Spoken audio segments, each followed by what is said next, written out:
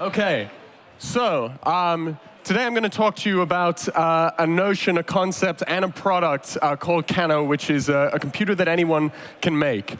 The story and the vision that led to Kano kind of started with a question, which was one that plagued me growing up, and I'm sure bothered a lot of you. What do you want to be when you grow up?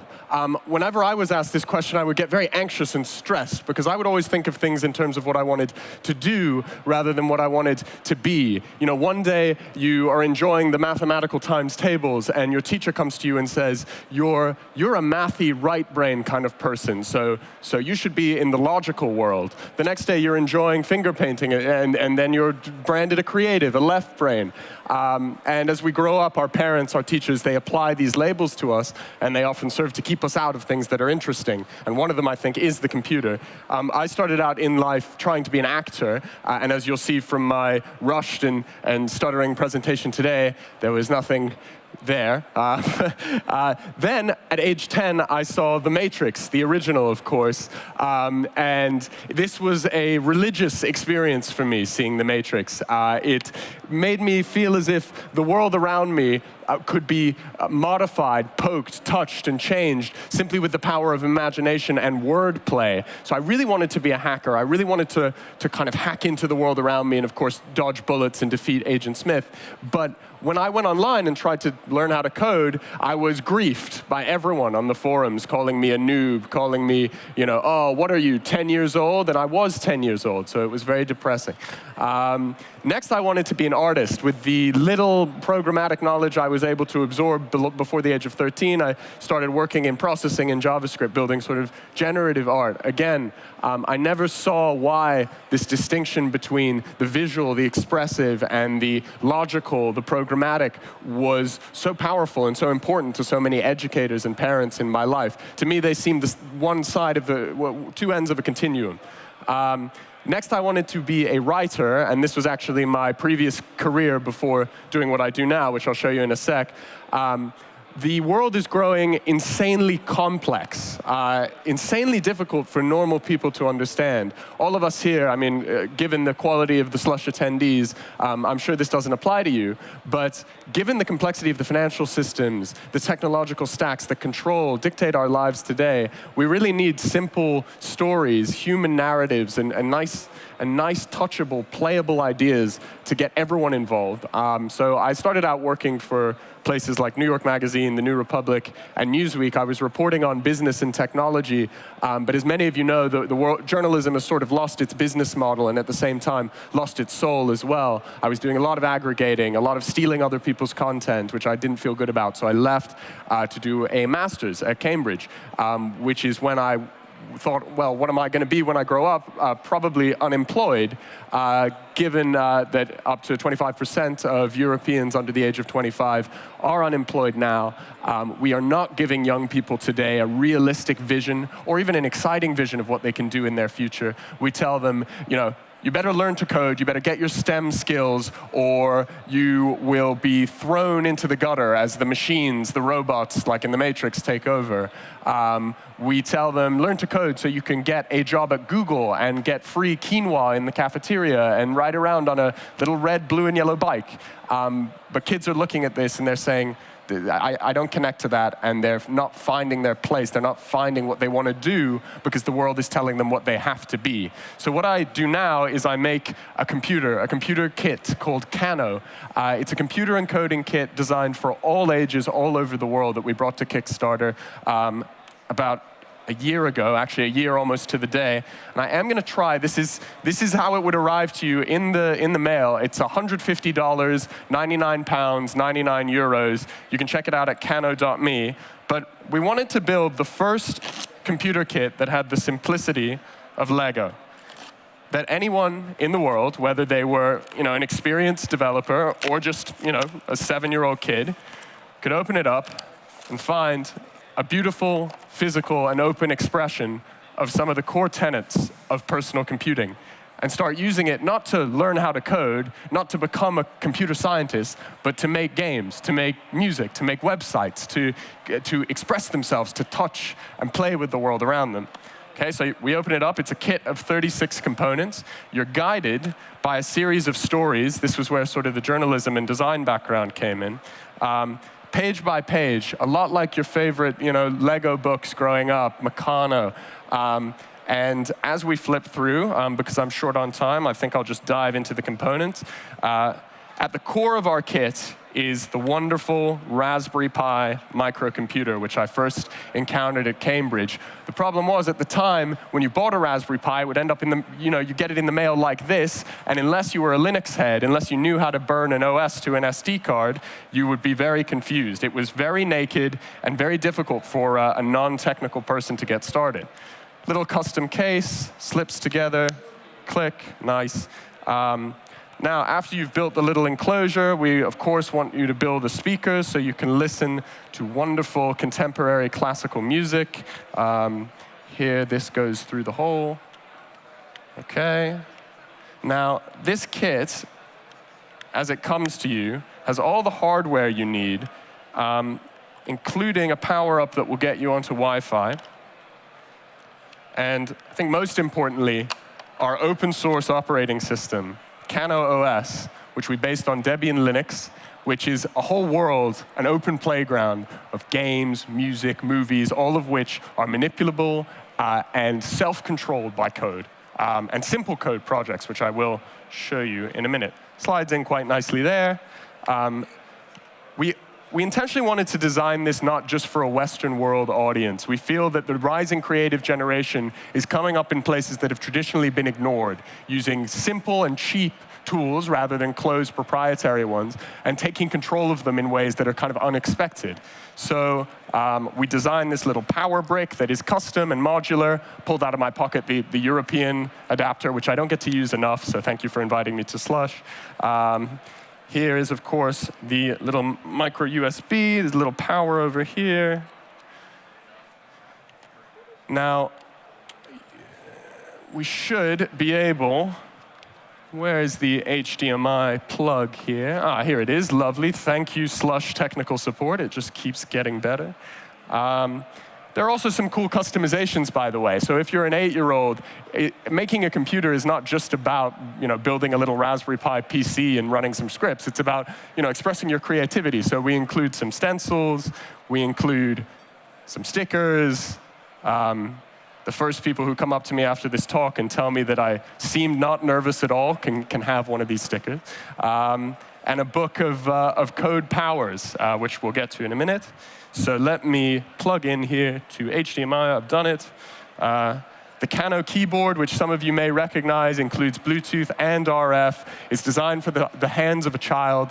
It has a little touchpad on there. We thought that we would want to design a keyboard that would be as suitable for an 8-year-old to game, to play Minecraft, to play Pong, as to batch script or to do some hacking on the command line. OK, so here we go. Plug in the keyboard dongle. Now, this process that I've just done in front of you in 2 minutes, it will usually take a 7-year-old about an hour. We've had kids as young as 6 make Kano and as old as 81. And there we go. A computer comes to life. If we could just switch the... There we go. Cool. Thank you. Thank you very much. Now I just need to find my thing. So just hold on a second, and you'll see the boot up. Now, the idea for Kano came from a challenge that was given to me by my 7-year-old cousin, Micah.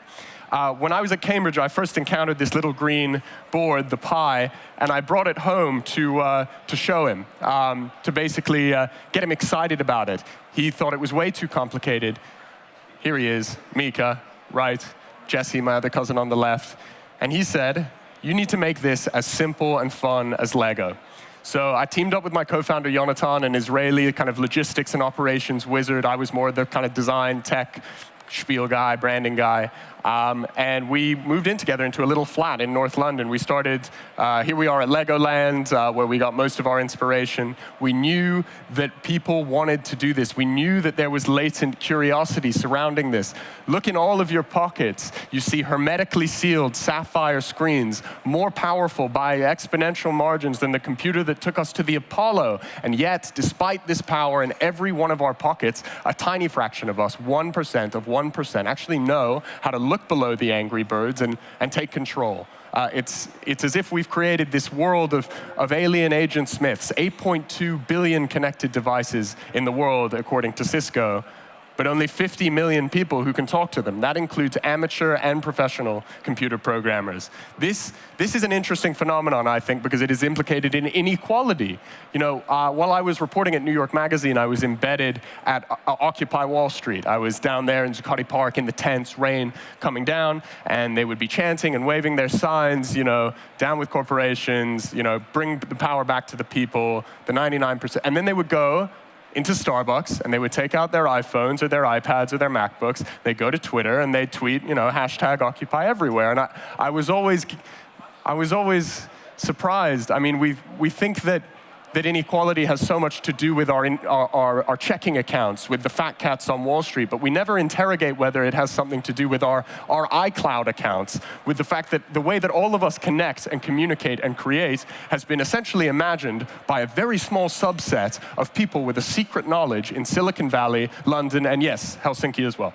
Okay, so why did we choose the Raspberry Pi? Because we think it represents a few forces, everyone, I'm going quick, a few forces that are becoming universal and really bringing a spirit of creativity rather than consumption back to technology, the way it kind of was originally intended.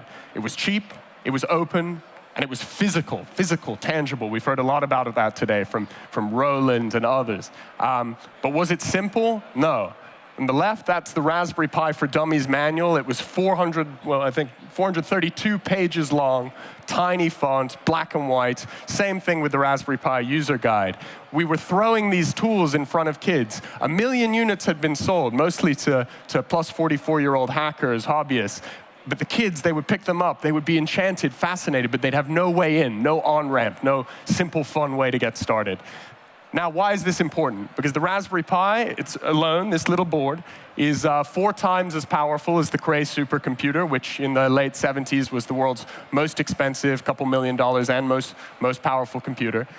So what happens when you take 4 times the power of a supercomputer and you turn it into something that has the simplicity and modularity of a Lego set? What do you catalyze? I think, and in the words of the very first kind of group of kids who used Kano in a little North London classroom, adults think these kids, they're a bit incapable. But today, they said, we made a computer and we powered it up with this like matrix code, and that makes us super children. We do this, we unlock a generation of super children. Maybe we put all of ourselves out of a job, but we do create a pretty exciting future.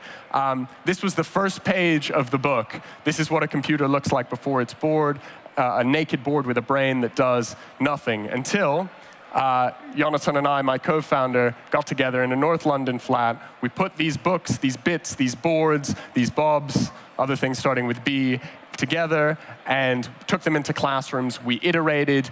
The idea was to have a box that was so simple that you could put it in front of a kid anywhere in the world and walk away and come back in an hour and a half. They will have set up the PC, built a speaker, flashed a light, made a sound, connected to the internet, and hopefully hacked a little Minecraft world as well. This was the first version of the product, obviously a lot different than what you see today. Me and Jonathan, that is, were uniquely unqualified to do this. I was a former journalist dilettante. He was a plastics dude from Israel. We didn't care that we were unqualified. We didn't feel that we had to be experts to do it. We just did it, not because we wanted to be tech dudes, but because we thought this was something cool. And I think a lot of people here today have done the same. This is an early version of the software, which I could show you live, but I'll show you here. Taking the sort of visual programming jigsaw block concept of Scratch, but turning it into real Python code. So as you drag and drop these little jigsaw blocks, your code at the right, your Python script, the left rather, updates live.